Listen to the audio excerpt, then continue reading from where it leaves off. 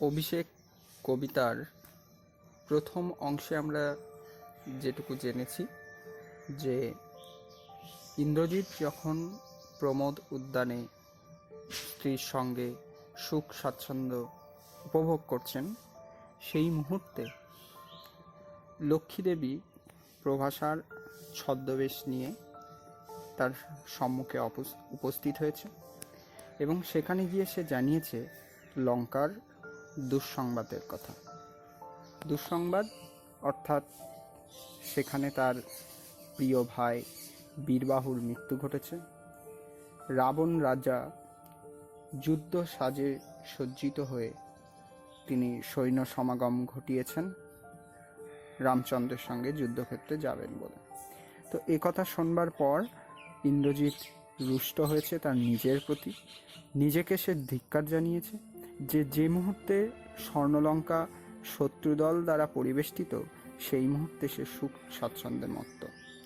তো সে নিজেকে ধিক্কার জানিয়ে নিজের সাজ, নিজের ভূষণ অর্থাৎ অলঙ্কারকে দূরে ফেলে নিজের রথ প্রস্তুত করবার কথা বলছেন, যে তিনি এখনই গিয়ে সেই শত্রু দলকে ধ্বংস করে এই স্বর্ণলঙ্কার সম্মানকে ফিরিয়ে আনবেন। তো এবার আমরা সেই বিষয়টা জানব যে এই ইন্দ্রজিৎ কিভাবে যুদ্ধ সাজে সজ্জিত হচ্ছেন। সাজিলা রথীন্দ্র ঋষভ বীর আবরণে, হৈমবতী সুত যথা নাসিতে তারকে মহাসুর, কিংবা যথা বৃহন্নলা রূপী কিরীটি বিরাট পুত্র সহ উদ্ধারিতে গোধন, সাজিলা সুর সমীবৃক্ষমূলে।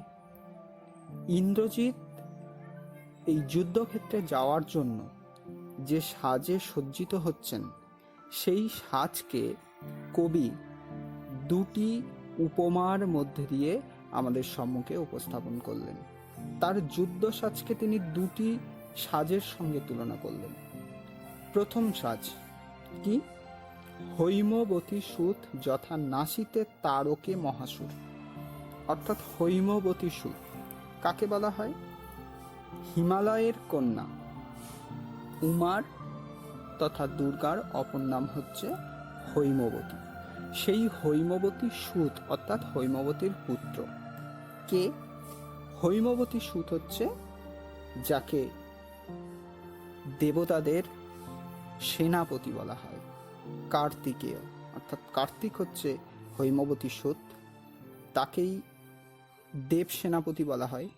সেই দেব সেনাপতি কার্তিকেয় তারকাসুরকে বধ করবার সময় যে যুদ্ধ সাজে সজ্জিত হয়েছিল, সেই যুদ্ধ সাজকে তুলনা করা হচ্ছে ইন্দ্রজিতের যুদ্ধ সাজের সঙ্গে। এটা প্রথম যুদ্ধ সাজ। দ্বিতীয় আরও একটি সাজের সঙ্গে তুলনা করা হয়েছে, সেটি কি? সেটি হচ্ছে বলা হচ্ছে কিংবা যথা বৃহন্নলা রূপী কিরীটি বিরাট পুত্র সহ উদ্ধারিতে গোধন, সাজিলা সুর সমীবৃক্ষমূলে। দ্বিতীয় সাজ কি? বলা হয়েছে বৃহন্নলা রূপী কিরীটি। কিরীটি কিরীটি হচ্ছে অর্জুন, অর্জুনের আর এক নাম হচ্ছে কিরীটি। এই নামটি কিভাবে হয়েছিল? দানবদের সঙ্গে যুদ্ধে ইন্দ্র, দেবরাজ ইন্দ্র, তিনি অর্জুনকে সূর্য প্রভাযুক্ত একটি মুকুট বা কিরীট দান করেছিলেন। সেই থেকে অর্জুনের অপর নাম হয় কিরীটি। এই কিরীটি অর্জুন তিনি বৃহন্নলার রূপ ধারণ করেছিলেন। বৃহন্নলা অর্থাৎ নপুংসক বেশি রূপ। কখন ধারণ করেছিলেন? যখন পাণ্ডবরা অজ্ঞাতবাসে বিরাট রাজার আশ্রয়ে ছিলেন। বিরাট রাজা হচ্ছে তিনি মৎস্য প্রদেশের রাজা ছিলেন। যখন পাণ্ডবরা কৌরবদের নির্দেশ অনুযায়ী অজ্ঞাতবাস যাপন করছিলেন, সেই অজ্ঞাতবাস থাকাকালীন সময়ে তারা মৎস্য প্রদেশের রাজা বিরাট রাজার আশ্রয়ে দিন যাপন করছিলেন ছদ্মবেশ ধারণ করে। অর্থাৎ বিরাট রাজাও তাদেরকে চেনেননি যে তারা পঞ্চ পাণ্ডব।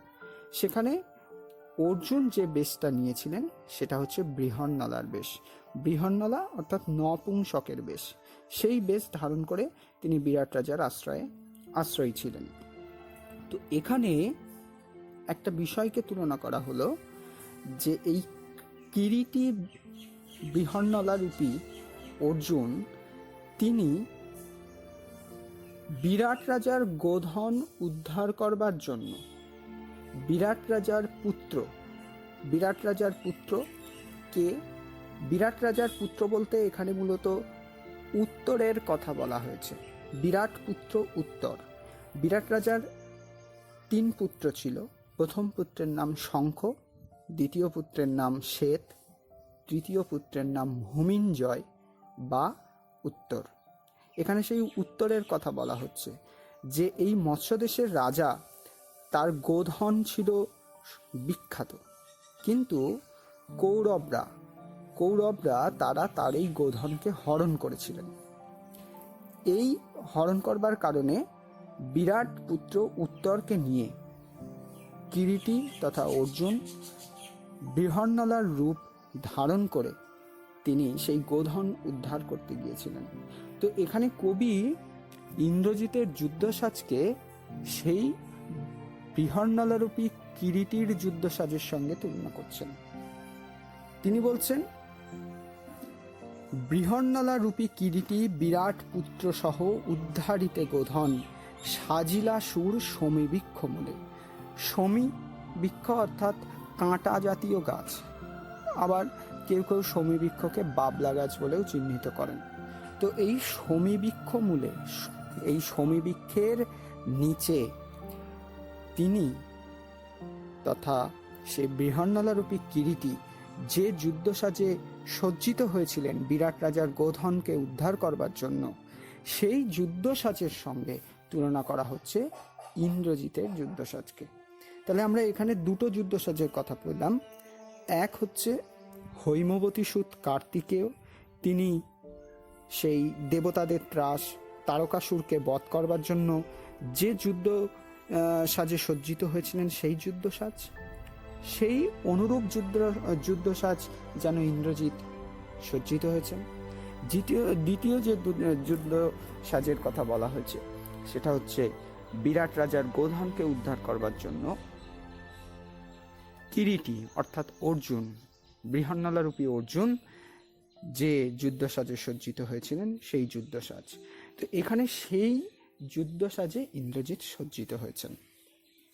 এরপর কি বলছেন, মেঘবর্ণ রথ চক্র বিচলিত ছটা ধ্বজ ইন্দ্রচাপ রূপী তুরঙ্গম বেগে আশু গতি। কি বলা হয়েছে? বলা হচ্ছে মেঘবর্ণ রথ। মেঘবর্ণ রথ অর্থাৎ মেঘের ন্যায় বর্ণ যে রথের। এখানে একটা বিষয় বলে রাখি যে এই ইন্দ্রজিৎ তিনি ব্রহ্মার বরে, তিনি তার ইষ্ট দেবতা অগ্নিদেবকে পুজো করে তিনি সাধারণত প্রত্যেকটা যুদ্ধক্ষেত্রেই যান এবং প্রত্যেকটা যুদ্ধক্ষেত্রে তিনি জয়ী হন। এটা বর ছিল ব্রহ্মার, প্রজাপতি ব্রহ্মা এই বরটি তিনি ইন্দ্রজিৎকে দিয়েছিলেন। ইন্দ্রজিতের তপস্যায় তুষ্ট হয়ে প্রজাপতি ব্রহ্মা তিনি তাকে এই বর দিয়েছিলেন যে তার ইষ্ট দেবতাকে পুজো করে তিনি যদি যে কোনো যুদ্ধক্ষেত্রে যান তাহলে জয় নিশ্চিত হবে, এবং সেই সঙ্গে যে রথে তিনি যাচ্ছেন সেই রথ হবে অগ্নি সম্ভূত অশ্ব দ্বারা নির্মিত রথ, অর্থাৎ যে অশ্বের খুর থেকে অগ্নি প্রজ্বলিত হবে, তীব্র গতিতে যে রথ ছুটে চলবে।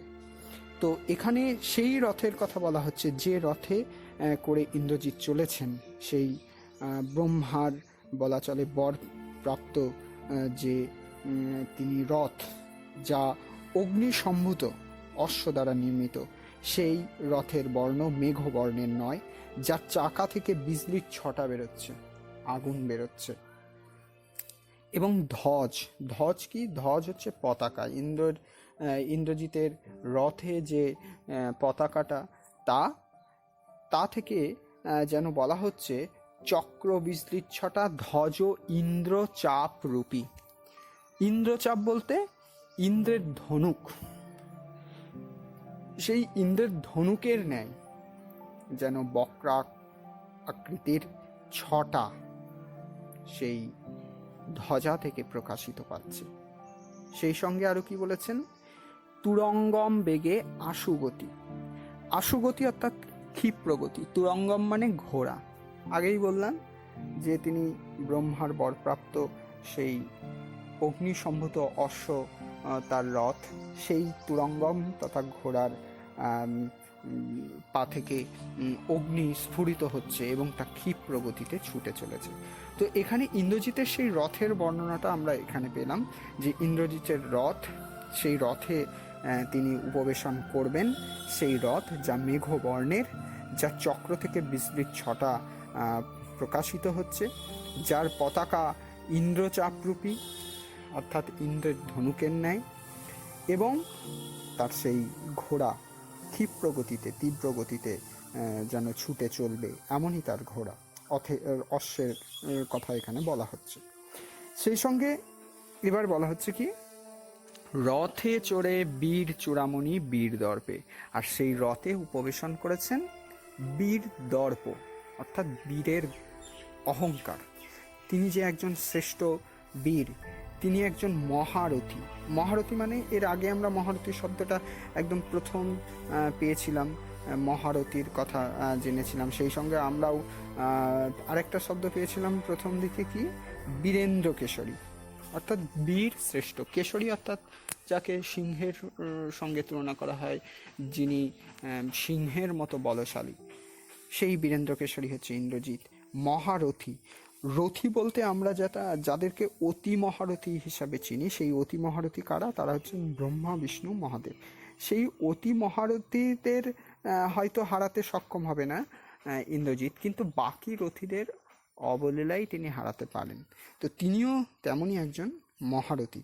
তো এখানে সেটাই বলা হচ্ছে, রথে চড়ে বীর চূড়ামণি বীর দর্পে, অর্থাৎ তার বীরত্বের গর্বে, বীরত্বের অহংকারে তিনি রথে উপবেশন করলেন। বীর চূড়ামণি কি? চূড়ামণি অর্থাৎ বীর শ্রেষ্ঠ, যিনি বীরেদের মধ্যে শ্রেষ্ঠ, তিনি বীর চূড়ামণি। যখন তিনি রথে উপবেশন করেছেন তখন কি হচ্ছে, হেনকালে প্রমীলা সুন্দরী ধরিপতি করযুগ, অর্থাৎ তার স্ত্রী প্রমীলা, সেই মুহূর্তে যখন তিনি রথে উপবেশন করেছেন, সেই মুহূর্তে তার স্ত্রী প্রমীলা তার কাছে এলো। তার কাছে এসে তিনি কি করছেন? তার কাছে এসে তিনি স্বামীর দুই হাত ধরেছেন। ধরে কি বলছেন? এই বিষয়টাকে আবার কবি আরেকটা তুলনা করছেন, উপমা প্রয়োগ করছেন। কেমনভাবে হাতটা ধরেছেন তার কথা বলছেন। দেখ, বলা হয়েছে, হায়রে যেমতি হেমলতা আলিঙ্গয়ে তরু কুলেশ্বরে। উপমাটা কি বলা হয়েছে? যেমনভাবে হেমলতা, হেম মানে স্বর্ণ, অর্থাৎ স্বর্ণলতা অপর গাছকে আশ্রয় করে সে উপরে ওঠে, সেই স্বর্ণলতা যেমনভাবে কি করে, অন্য গাছকে জড়িয়ে ধরে বাড়তে থাকে, অর্থাৎ পরজীবীর মতো সে আশ্রয়দাতা গাছ থেকে পুষ্টিরস সংগ্রহ করে, অর্থাৎ সে তার আশ্রয়দাতাকে অবলম্বন করেই বেড়ে চলে।